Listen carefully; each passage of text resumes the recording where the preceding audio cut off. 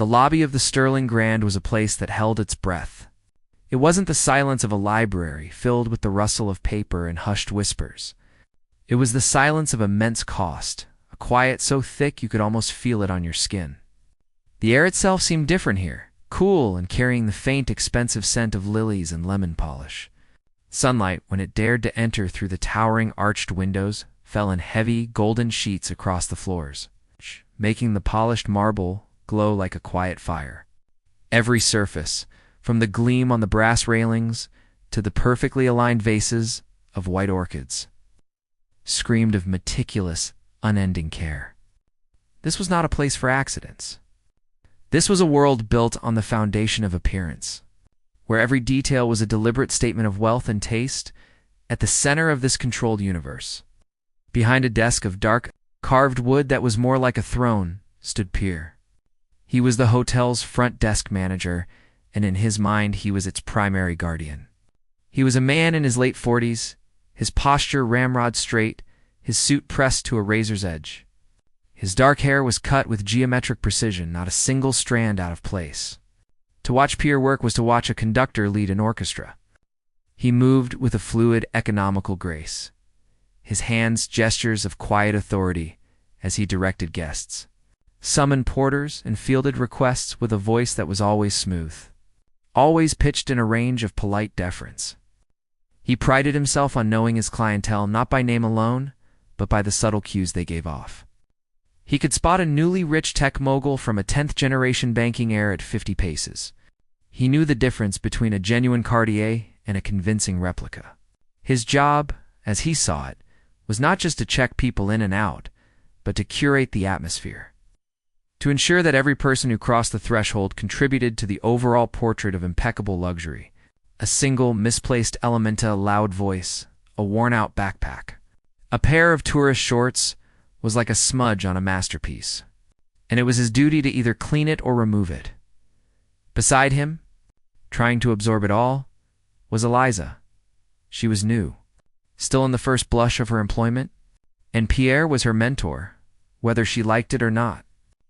Eliza was young, with bright, curious eyes that took in everything.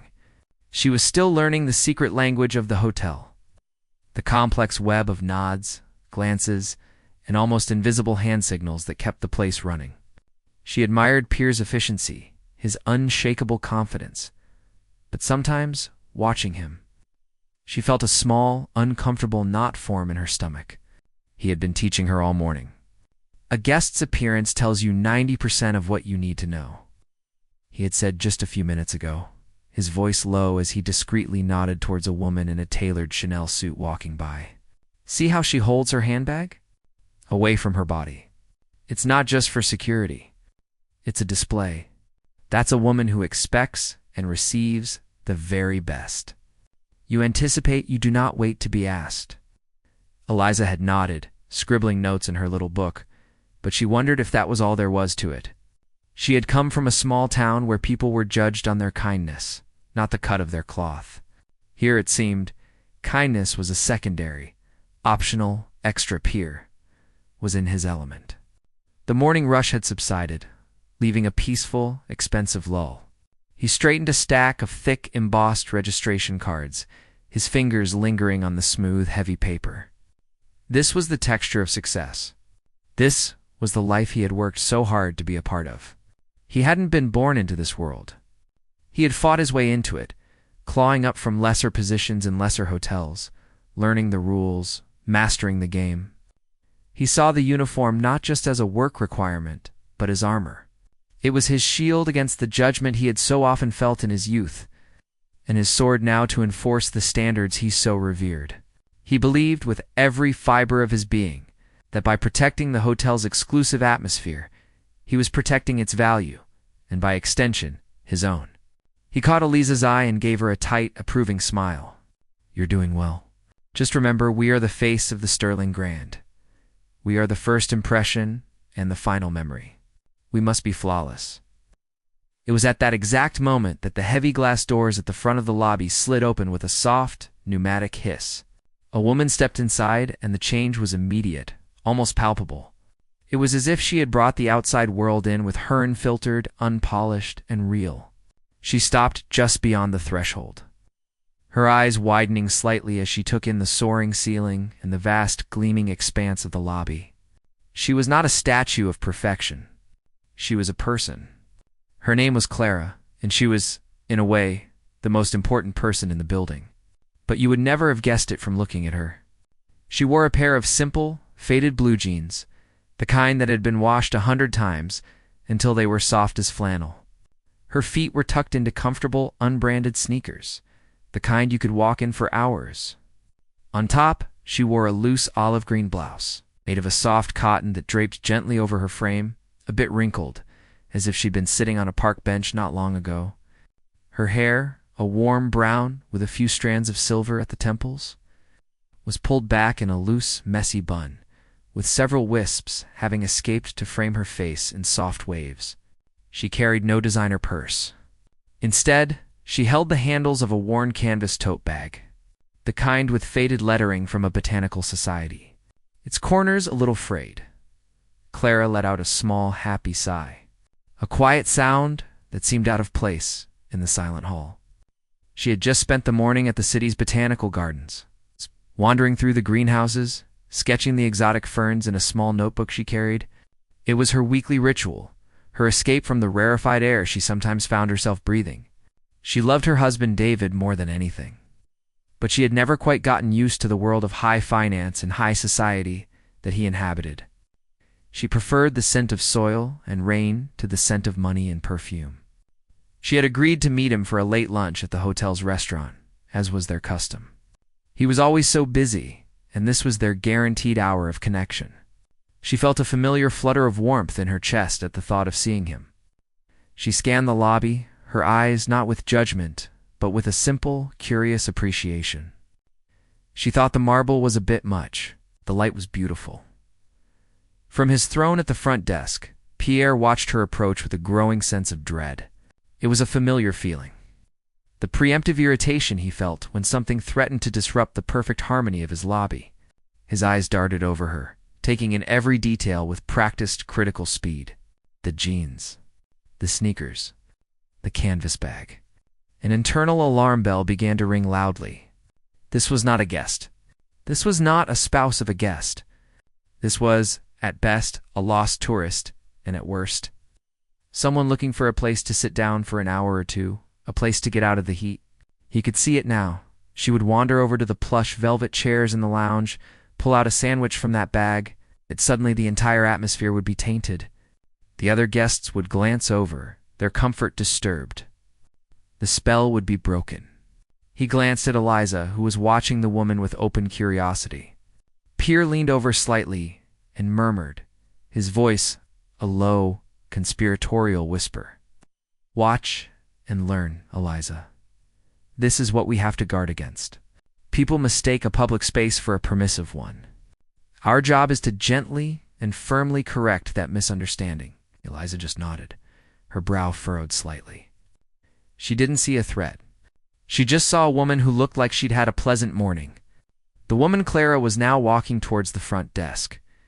Her steps were unhurried, her shoulders relaxed. She had a small, pleasant smile on her face, the kind of smile that comes from a quiet, internal happiness. She was completely at ease with herself, and in doing so, she was a stark, colorful contrast to the muted, formal world around her. She didn't seem to notice the glances from other guests, the quick, dismissive looks. She was just a person, walking through a building on her way to see her husband. As she drew closer, Pierre straightened up even more, pulling on his professional mask like a well-worn glove. The smile he plastered on his face was bright, but it didn't reach his eyes. It was a weapon, a barrier. He was ready for her, ready to deliver the polite but firm speech that would send her back out onto the street. To preserve the world inside, she stopped just before the desk, her tote bag slung over one shoulder, and looked up at him, her clear, direct eyes meeting his cool, calculating ones. She opened her mouth to speak, and in that moment, the entire carefully constructed universe of the sterling grand lobby held its breath, waiting for the inevitable collision of two different worlds. Clara's smile was gentle and unassuming. It was the kind of smile that suggested she expected a simple, pleasant exchange, not a verbal sparring match. She looked up at Pierre, who stood tall and unmovable behind his fortress of a desk. "Excuse me," she began, her voice soft but clear, like the sound of a single bell ringing in a quiet room. "I was hoping you could help me." "I'm a little early." She paused, scanning the vast lobby again. "I'm here to meet my husband. He said he'd be down in just a few minutes." Pierre's smile remained fixed on his face, but it was a brittle, formal thing.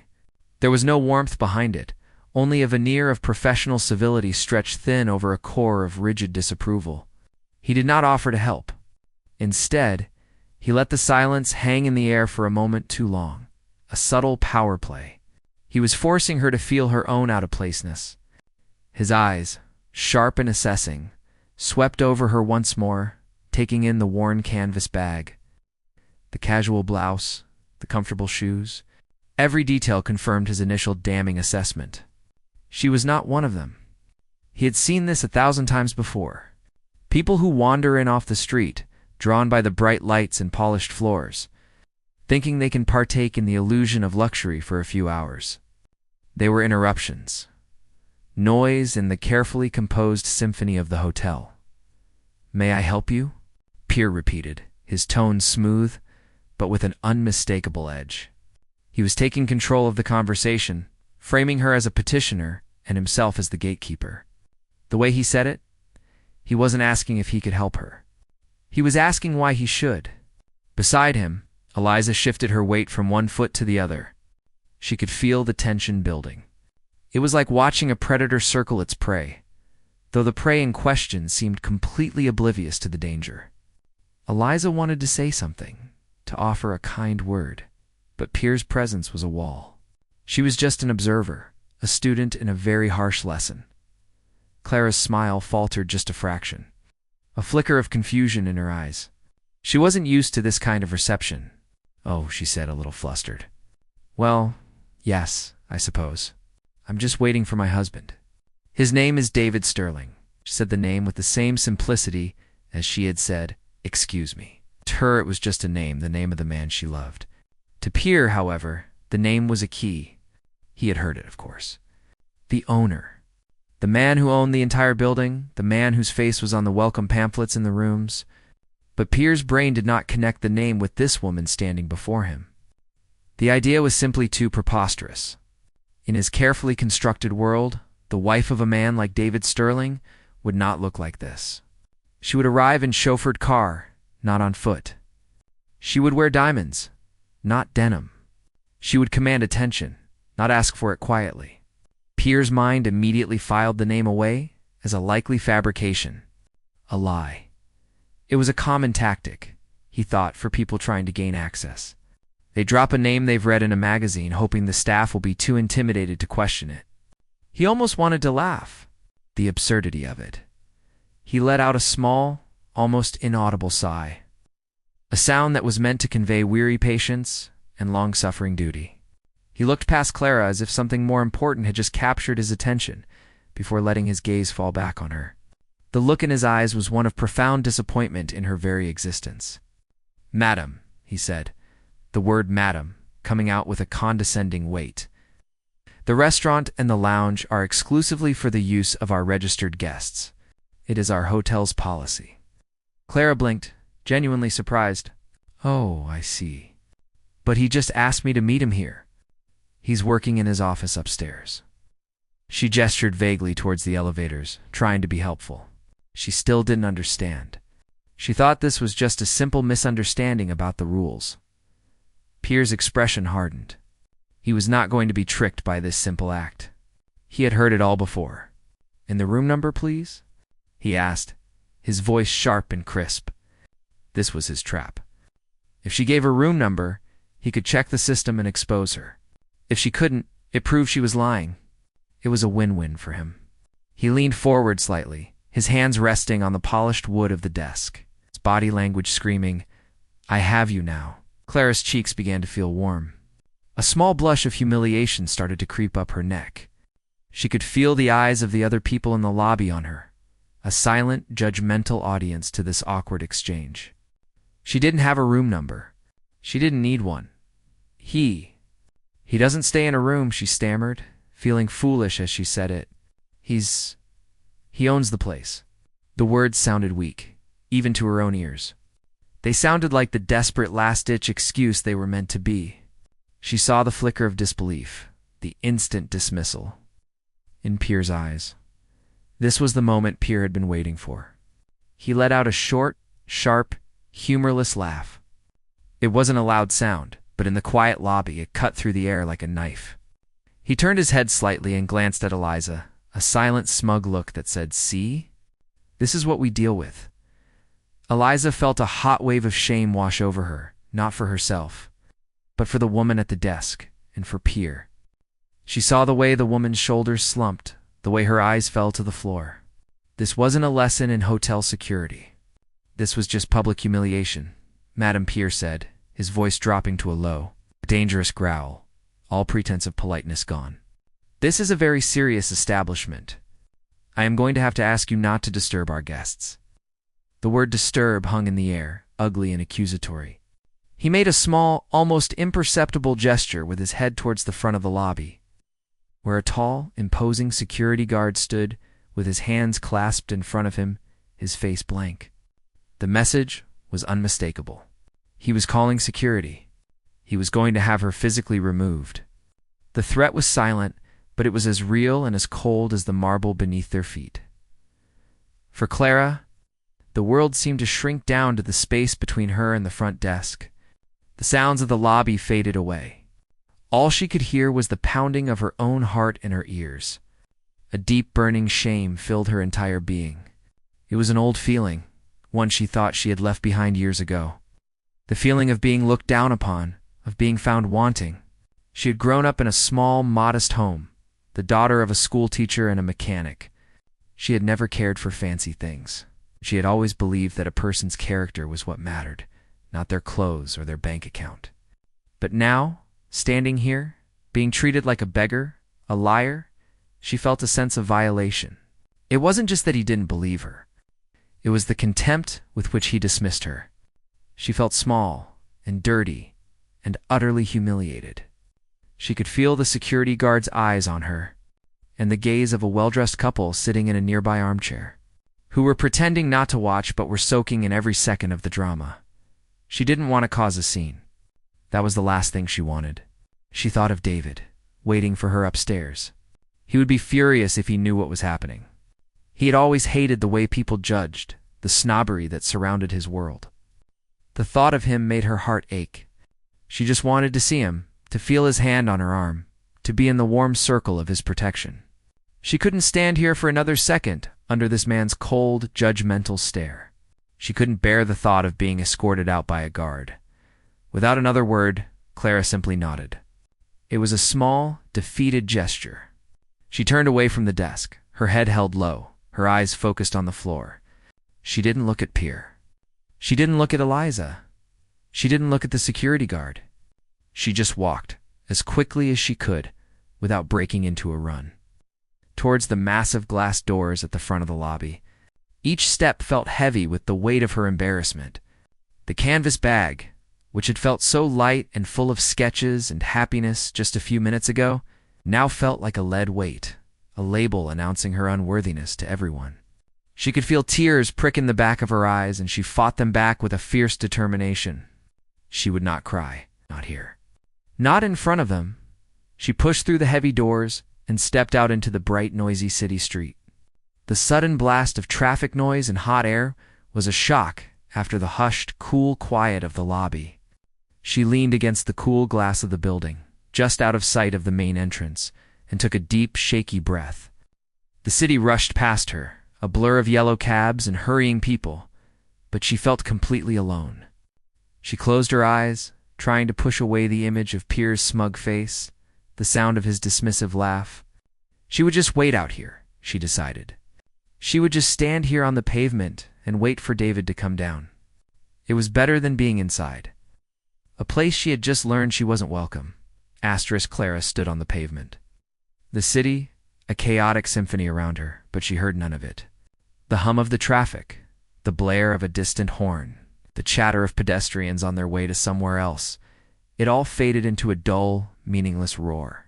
Her world had shrunk to the solid glass of the hotel window behind her and the sharp, painful memory of the last few minutes. The humiliation was a physical thing, a hot, tight band around her chest, making it hard to breathe. She replayed the scene in her mind. Pierre's sneering smile, his dismissive laugh, the cold, clinical way he had threatened to call security. Every word, every look was a small cut, and now she was bleeding internally. Her confidence and sense of self draining away onto the dirty city sidewalk. She pulled her canvas bag closer, a pathetic little shield against the world. She told herself it didn't matter. It was just one man, one misunderstanding. But it did matter. It mattered because it was the same old story. The same judgment based on a surface-level glance. The same belief that her worth was tied up in the clothes she wore. She thought she had moved beyond that, built a life where that didn't matter anymore. But in a few short moments, Pierre had made her feel like that poor, awkward girl from the wrong side of the tracks all over again. She stared blankly at the passing cars, her mind a fog of hurt and confusion, just waiting for the familiar sight of her husband's car to pull up and rescue her. Inside the lobby, Pierre was experiencing a very different kind of internal storm. It was a storm of smug satisfaction. He stood a little taller, his chin held a fraction higher. He had done his job. He had protected the sanctuary of the Sterling Grant.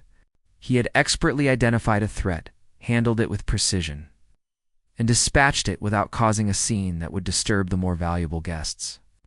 He turned to Eliza, who was standing stiffly beside him, her face pale and her eyes wide. "You see," he said, his voice a low, triumphant murmur. "That is how it is done. You cannot afford to be sentimental. You must be firm. The integrity of the hotel is paramount." He expected her to nod, to agree, to thank him for the lesson. But Eliza couldn't. The knot in her stomach had twisted itself into a hard, heavy lump. All she could see was the woman's face as she turned away, the flash of deep, wounded humiliation in her eyes. She had seen the way her shoulders had slumped, the way she had tried to make herself smaller, invisible. It wasn't a triumph.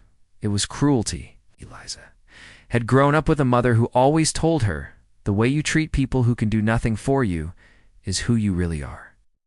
And Pierre, in that moment, had shown her exactly who he was. She couldn't bring herself to look at him, so she just stared down at the smooth, polished surface of the desk. Tracing the grain of the dark wood with her fingertip, she felt ashamed to be there, to be a part of it. She had come to the city wanting to build a career in an industry that was supposed to be about making people feel welcome and cared for. But this felt like being a bouncer at a party you weren't important enough to attend. Pierre misinterpreted her silence for awe or shyness. He gave her a final patrician nod. "You will learn. It takes time." He smoothed the lapel of his jacket, completely restored to his natural state of authority, glanced at the lobby clock, his mind already moving on to the next task, the next guest, the next challenge. The woman with the canvas bag was already forgotten, a minor problem that had been efficiently resolved. The world was back in its proper order. It was at that exact moment, as Pierre was polishing the armor of his own self-importance, that the universe decided to append it completely. The heavy glass doors at the front of the lobby slid open, and a man strode in. The change in the atmosphere was immediate and electric. It wasn't just that he was well-dressed, though he was. His suit was a deep charcoal gray, tailored to perfection, moving with him like a second skin. His shirt was a crisp, startling white. His shoes were polished to a mirror shine, but it was more than that. It was the way he moved. He moved with a purpose that commanded space, a confident, unhurried stride that said he belonged here more than anyone, more than the building itself. He had the kind of presence that made people turn their heads, that made conversations quiet down for a second. The security guard by the door snapped to attention. A porter who was arranging luggage immediately straightened up, ready for a command. The energy in the room shifted, drawn towards him like a magnet. Pierre saw him first, and his entire demeanor transformed in a nanosecond. The smugness vanished, replaced by an expression of intense, professional alertness. He stood up straighter. if that was even possible, and a wide, genuine smile spread across his face. This was not just a guest. This was the guest. It was David Sterling, the owner, the man who signed the paychecks, and the man whose vision had built this temple of marble and glass. Pierre had only seen him in person a handful of times, but he knew him instantly from the photographs in the lobby and the company newsletters. Every instinct in his body screamed at him to be perfect, to be flawless, to be the very best manager he could possibly be. David, however, did not even glance at the front desk. His eyes, a warm, deep brown, were scanning the lobby, but not with Pierre's critical, judgmental gaze. He was looking for someone. His face was etched with a faint line of concern. He had expected Clara to be waiting for him, maybe on one of the plush velvet couches, sketching in her notebook as she sometimes did. But the lobby was empty of her familiar presence. He checked his watch. She was early. Something was wrong. He felt a little pang of worry. He hated being late, and he knew she sometimes felt a little overwhelmed in this place, this gilded cage he had built for them. He just wanted to see her, to wrap her in a hug and erase the world for an hour over a simple plate of pasta. Then his eyes found her, saw her through the glass, standing just outside the doors, her back to the street, her shoulders slumped in a way that broke his heart. It was a posture he knew all too well, the posture of a Clara who was hurting. The worry in his chest instantly sharpened into a fierce, protective anger. He did not hesitate for a second, strode directly towards the doors, his long legs eating up the distance. He moved right past the front desk, ignoring Pierre completely, his entire being focused on the woman he loved. The universe, for him, had shrunk down to that one spot on the pavement. Clara. He called out, his voice full of relief as he pushed through the doors and stepped out onto the street. There you are. I was starting to get worried. Yay. Reached her and gently took her arm, his touch full of warmth and concern. What's wrong? You weren't upstairs. I was looking for you. He looked down at her, his brow furrowed, searching her face. Clara looked up, and the sight of his kind, worried face was like a dam breaking. The tears she had fought so hard to hold back suddenly welled up in her eyes, blurring his face. She felt a sob catch in her throat. She was so relieved, so overwhelmingly grateful to see him, to be seen by him. She wanted to tell him everything, to pour out the whole humiliating story, but she couldn't. She didn't want to cause a scene, and she didn't want to make him angry, not really. She just wanted this horrible feeling to go away. Shook her head, trying to blink the tears away. It's nothing, David, she whispered, her voice trembling. Really, just a small misunderstanding. I came in a little early. She tried to force a smile. They were being very vigilant. It's fine. She would not embarrass him. She would not be that wife. But David knew her too well. Saw the redness in her cheeks, the glistening of tears in her eyes, saw the humiliation that she was trying so hard to hide. He looked from her face, over her shoulder, and into the lobby. His eyes, which had been soft with concern for his wife, now hardened into chips of granite. He saw Pierre standing at the desk, looking sleek and self-satisfied. He saw the new girl, Eliza, looking pale and uncomfortable. He put the pieces together with terrifying speed. The woman who adored soft things and quiet walks, the woman he had to convince to wear a necklace for a formal dinner, had come into his domain and had been made to feel like she didn't belong. He didn't need to ask what happened. He knew. He could feel it in the air, a palpable residue of cruelty. Gently, he turned Clara towards him, shielding her from the lobby's view with his own body. He spoke to her softly, his voice a low, comforting rumble. Okay. It's okay now. I'm here. He gave her arm a gentle squeeze. Then he straightened up, his face a mask of cold, controlled fury. He placed a protective arm firmly around Clara's shoulders and turned, guiding her back towards the lobby. He was no longer just a husband meeting his wife for lunch. He was the owner, and he was coming to deal with a problem. As they approached the front desk, David's eyes locked onto Pierre. The temperature in the immediate vicinity seemed to drop by 10 degrees.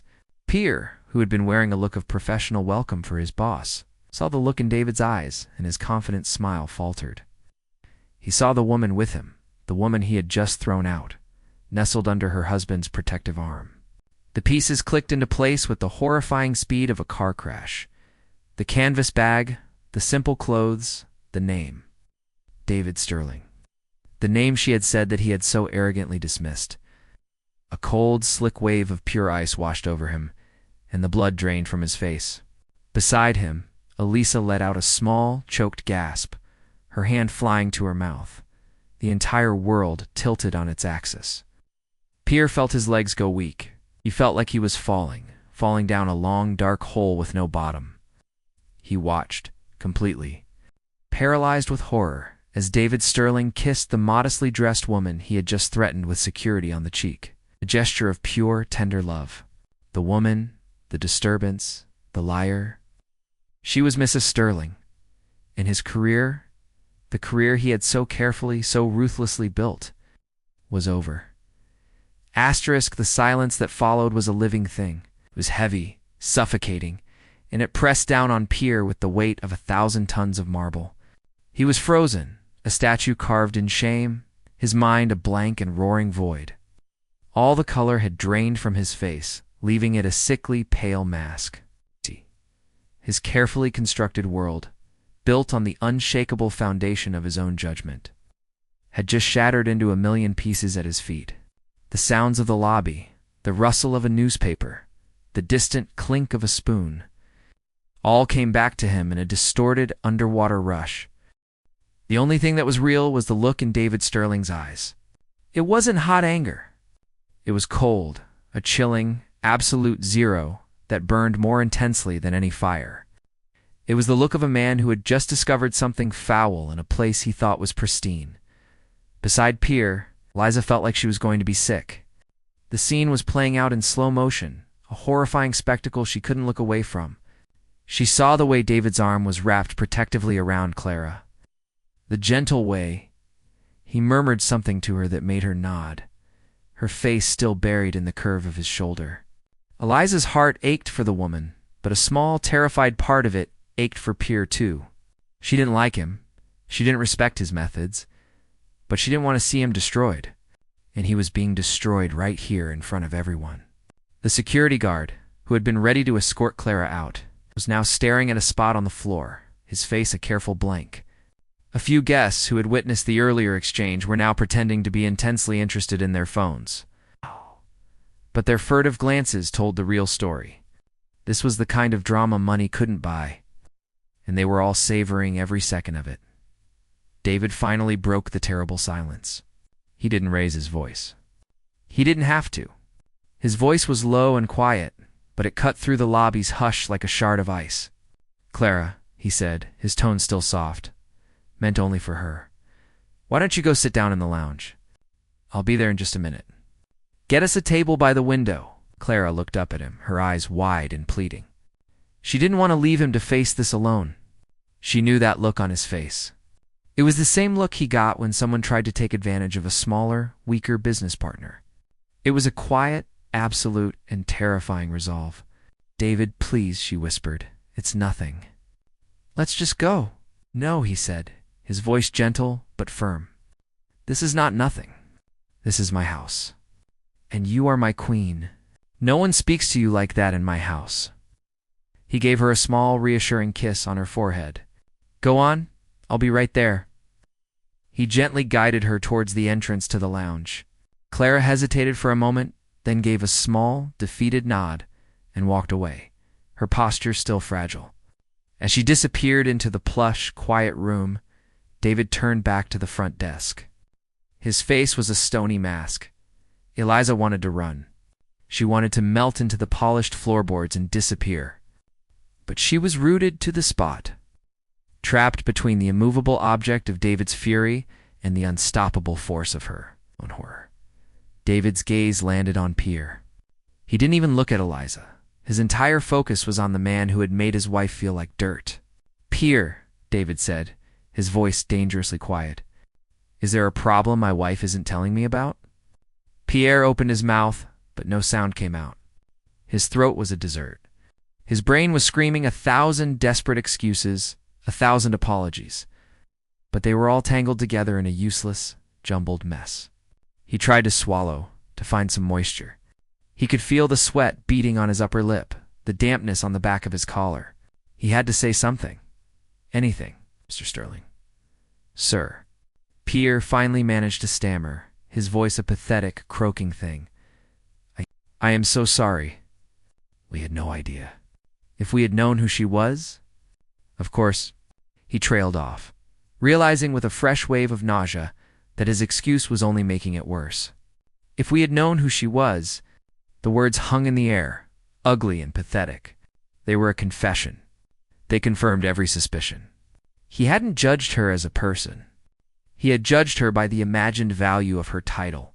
If she had been the wife of a guest, if she had been a woman with a reservation, his actions might have been different. The problem wasn't a mistake. It was a fundamental flaw in his entire philosophy. And David Sterling, a man who built his success on seeing past the surface to the underlying truth, had just seen it laid bare. A muscle in David's jaw twitched. He took a slow, deliberate step closer to the desk, leaning forward slightly. He was a tall man, and in that moment, he seemed to fill the entire space. My wife, he said, his voice dropping even lower, each word a precise, sharp-edged stone. Is welcome here in gardening clothes or a ball gown? She is welcome here covered in mud from a walk in the rain or in a gown that costs more than this desk. She is welcome because she is a human being, and because this is a place of hospitality, not a place of judgment. He paused, letting his words sink in. Pierre flinched as if each one had been a physical blow. The problem, Pierre, David continued, his voice still dangerously calm, was not her appearance. It was your judgment. You looked at her and you saw an inconvenience. You looked at her and you saw something that didn't belong. You failed to see a person. You failed to see kindness. You failed to see a woman who was simply waiting for her husband. You failed at the single most important part of your job, to be a human being first and a manager second. Every word was a hammer strike, driving home the shame. Pierre felt like he was being flayed, his skin peeled away to reveal the ugly, arrogant soul beneath. All his life, he had fought to climb, to be seen as important, to be on the other side of the desk. He had absorbed the rules of the world he so desperately wanted to join, and he had wielded them like a weapon. And now, the man who owned the world was telling him that the weapon he had chosen was poison, that the rules he had cherished were a lie. David straightened up, his final dismissive look reducing Pierre to less than nothing. It was a look of utter disappointment, and it was infinitely worse than any shouted insult. With nothing more to say to the man at the desk, David turned his attention for the first time to Ouisa. His expression was still severe, but not as icy. He looked at her, really looked at her, and she felt her own face flush with shame. "And you," he said, his voice a little softer, but still full of authority. "What is your name?" "Eliza, sir," she whispered, her voice trembling. "Eliza," David repeated. "When you see something wrong happening, you have a voice. You have a choice. You can stand by and let it happen because someone with a bigger title tells you to, or you can find your courage and speak up. Remember that. Loyalty to a person is a trap. Loyalty to principle is your compass." Eliza just nodded, tears welling in her eyes. She felt a deep, burning shame, not just for not speaking up, but for the fact that he had to teach her this lesson right here in the wreckage of Pierre's career. With one last, sweeping glance around the lobby, a look that told everyone who was watching that this matter was not to be discussed, David Sterling turned and walked away. He didn't stomp. He didn't rush. He walked with the same purposeful, graceful stride he had entered with. He was no longer just a man meeting his wife for lunch. He was a king who had just put down a rebellion in his own court. And now he was returning to his queen. Pierre and Eliza were left standing there, in a silence that was now deafening. The moment David disappeared into the lounge, the spell was broken. The lobby seemed to come back to life, but it was a different life now. The hushed reverence was gone, replaced by a thick, tense air of whispered speculation and sideways glances. Pierre finally let out the breath he hadn't realized he was holding. It came out as a shaky, ragged sob. He looked down at his hands, which were trembling uncontrollably. The desk, his throne, his kingdom, now felt like the witness stand at his own trial. The polished wood reflected a pale, broken man he barely recognized. He didn't look at Eliza. He couldn't. He just stared at his hands, the hands that had just signed his own death warrant. He was still the front desk manager, he was still standing in the same spot, but he was utterly and completely ruined. The world he had so carefully constructed around him had crumbled, and he was left standing in the rubble, alone and terrified of what would happen next. He had a terrible, sinking feeling that this was not the end of the story. It was just the beginning of the consequences. The rest of the afternoon was a slow-motion nightmare for Pierre. The air in the lobby, once a source of pride, now felt thick and suffocating, full of unspoken words and judgment. Every time a guest looked at him, he felt their eyes boring into him, imagining they knew everything. He went through the motions of his job, but it was like being a ghost in his own life. He checked in a family from Japan, his smile a cracked, brittle mask. His hands moving through the familiar process as if they belonged to someone else. He summoned a porter for a woman with a mountain of luggage, the words catching in his throat. All he could think about was David's face, the cold, quiet fury that had been more terrifying than any explosion of anger. And all he could see was Clara's hurt, her humble dignity, and the way she had looked at him. Not with anger, but with a deep, wounded sadness that was far, far worse. He was a monster. He was the villain in a story he hadn't even realized he was writing. Eliza, on the other hand, felt like her entire world had been turned upside down and shaken violently. The knot in her stomach hadn't gone away. It had just changed from fear into a profound, aching guilt. David's words to her echoed in her head. Loyalty to principle is your compass. She had stood there, silent and complicit, while a good person was humiliated. She'd let Pierre's authority, his false sense of importance, silence her own basic sense of decency. She had been so focused on learning the rules, on impressing her mentor, that she had forgotten the most important rule of all: be kind. She watched Pierre move through the lobby like a broken automaton. For the first time, she didn't just feel sorry for the woman he had hurt. She felt a sliver of pity for him, too. He was a prisoner of the very world he had fought so hard to join. The thought offered no comfort, only a deeper sadness about the whole twisted mess. The call came at exactly 4:45 p.m. Pierre's phone, the sleek, expensive one on his desk, buzzed with an internal number. The screen read the name of the hotel's head of human resources. Pierre's heart, which had been thudding dully in his chest all afternoon, seized up.